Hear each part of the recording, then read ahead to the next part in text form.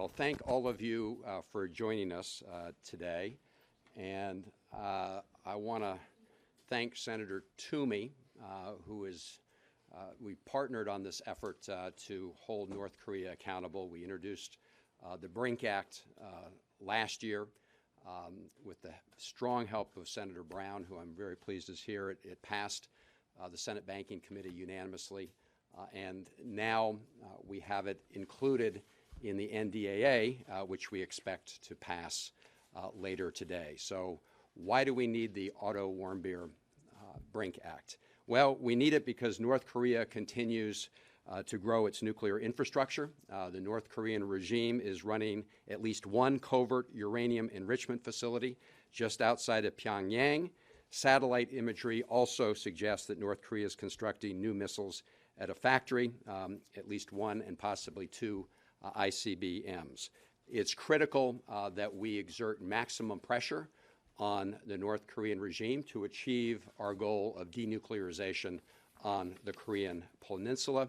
That's why Senator Toomey and I teamed up to introduce the Otto Warmbier BRINK Act, and it's named after Otto Warmbier, who tragically died after being held prisoner in North Korea for almost 2 years. His parents, Fred and Cindy, have been tenacious advocates to get this bill done.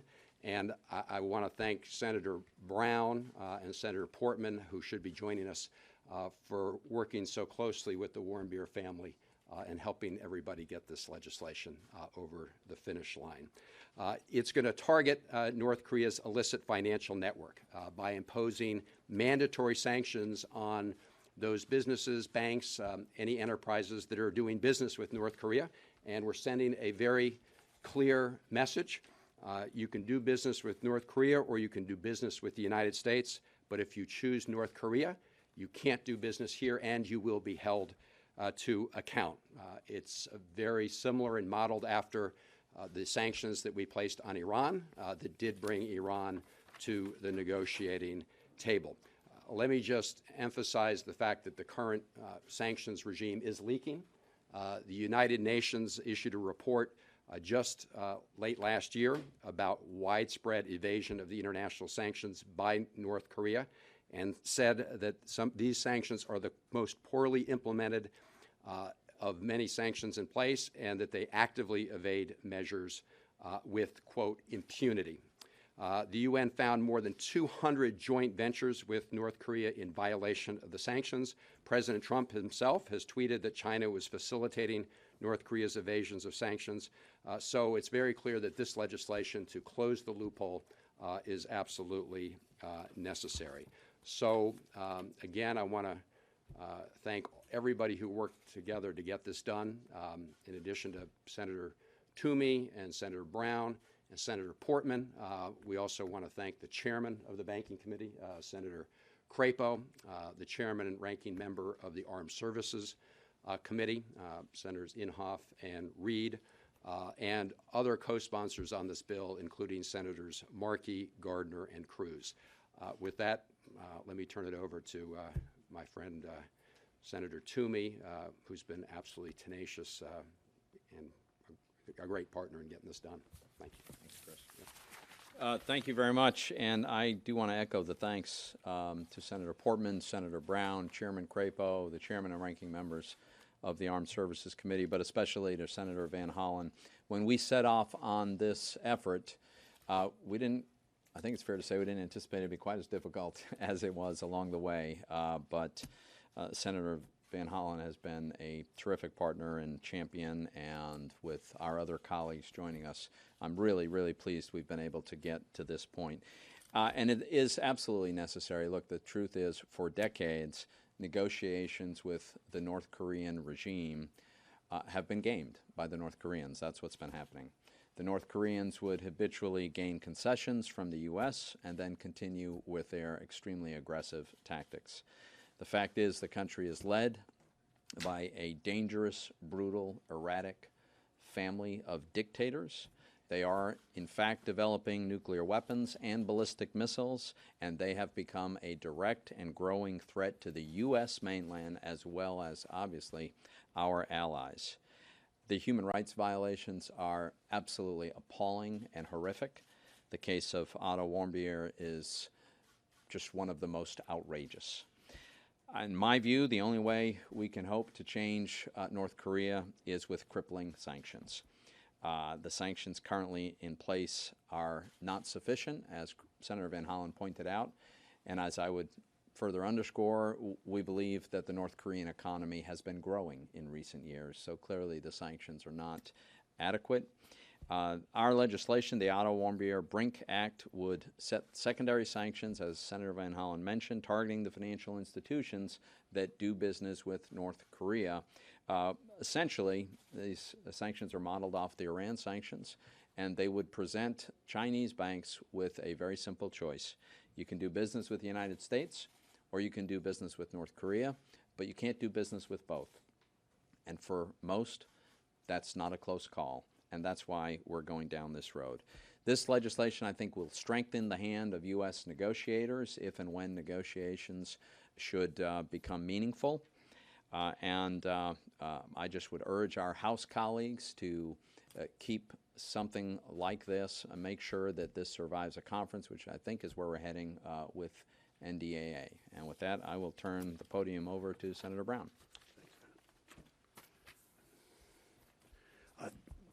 Senator Van Hollen used the word tenacious, and thanks for the work that particularly Senators Toomey and Van Hollen have been. They're nothing but tenacious. The number of conversations we had on the Senate floor talking about this bill, keeping it alive, making sure that the Senate Banking Committee moved on it. Special thanks to Chairman Crapo, too, for his work on this, and to my colleague and friend Rob Portman for his work on the Warmbier family's longtime friends of Rob's for many, many years, and more recent friends of mine as we've worked together on this.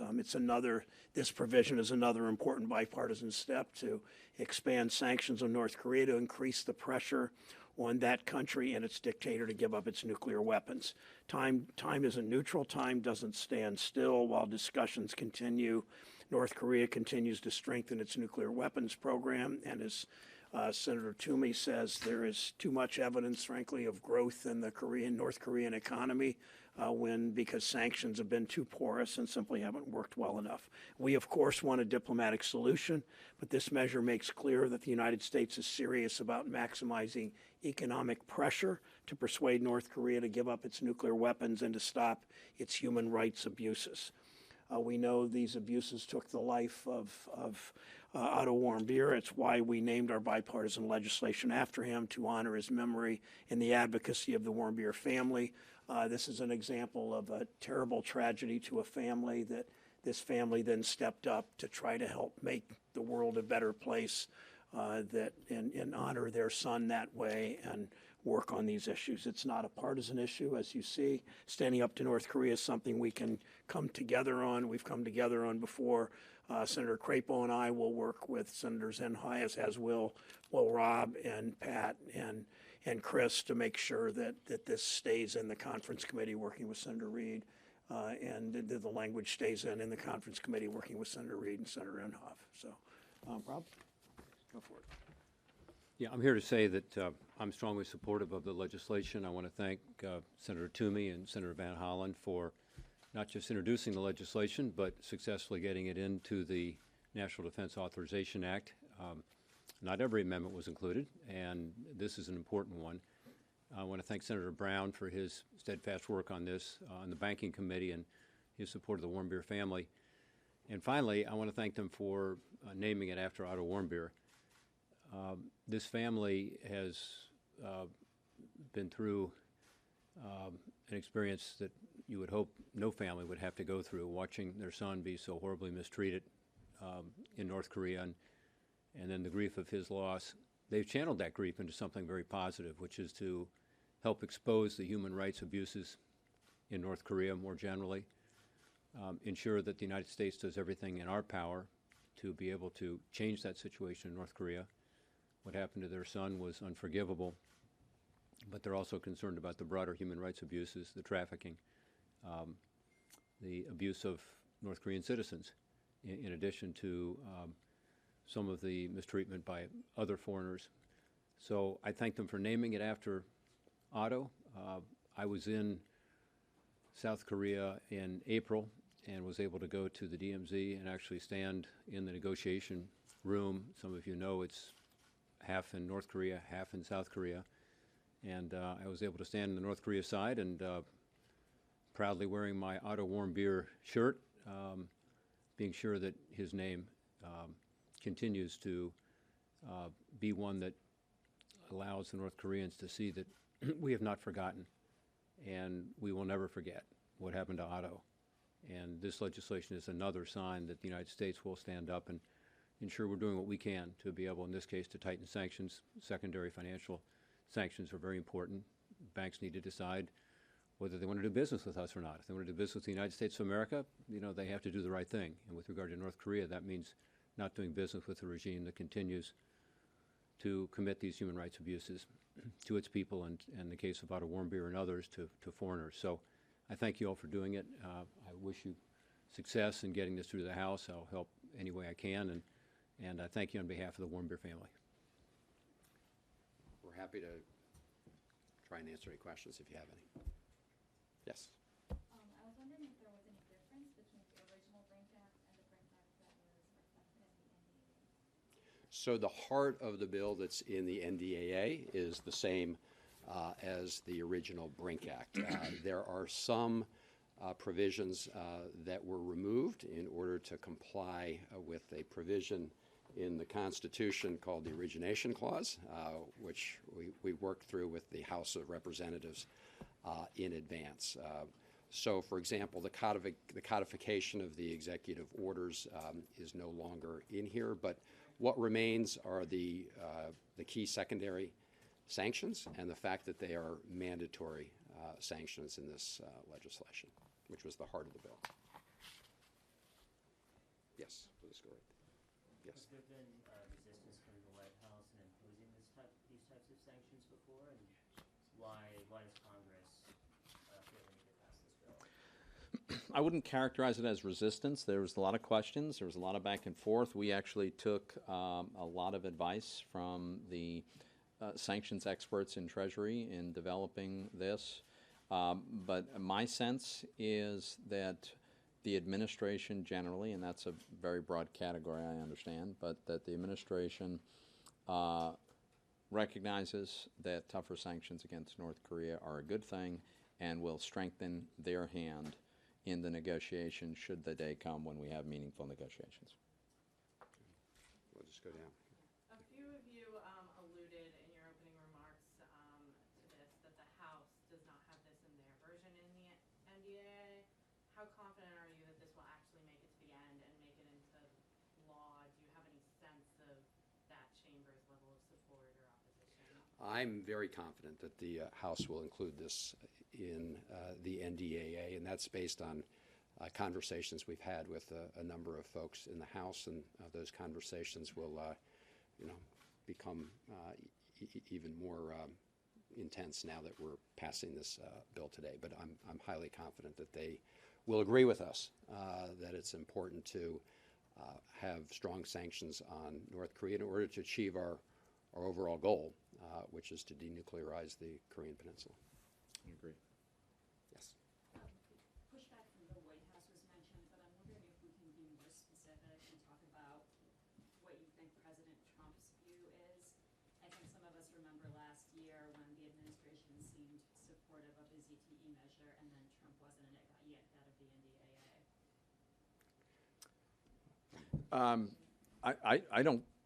I'm not aware of any resistance from the administration. As I said, this is no surprise to the administration. We've worked with administration officials, and I think they welcome tightening the screws on North Korea. They recognize the need for that.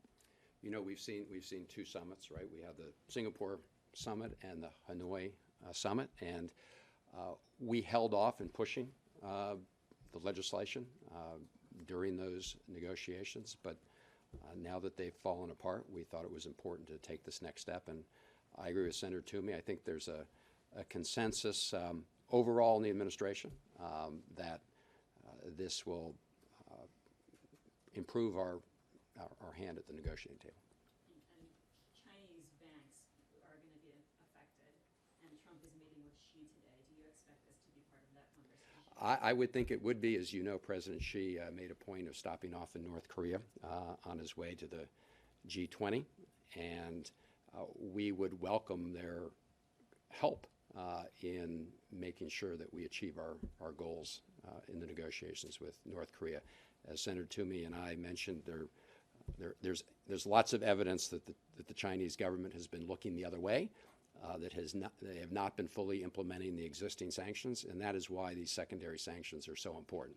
With respect to China as probably the major violator of the sanctions, but anybody else in the world who is caught violating the sanctions.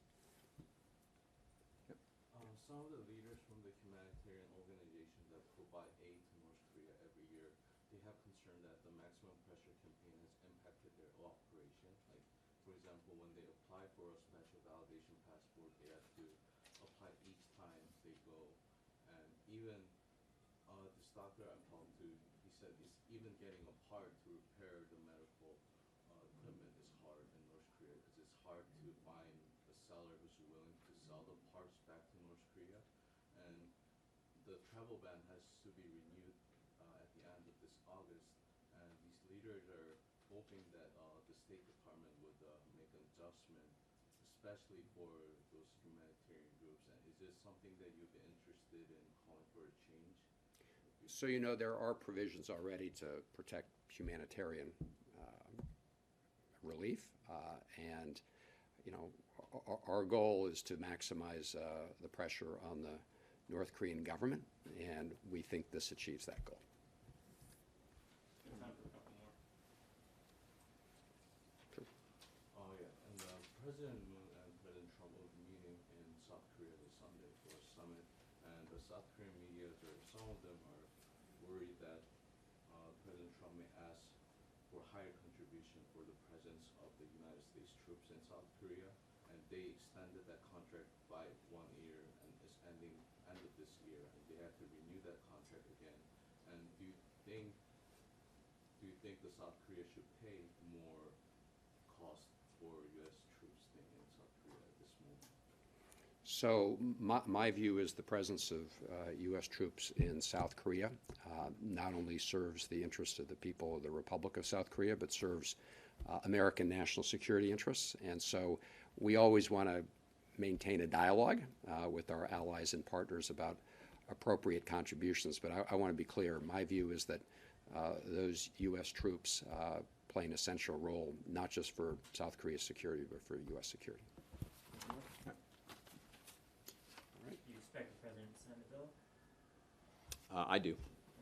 I do. Thank you. All right. Thank Thanks, you all. guys. All right, thanks very much. Good job.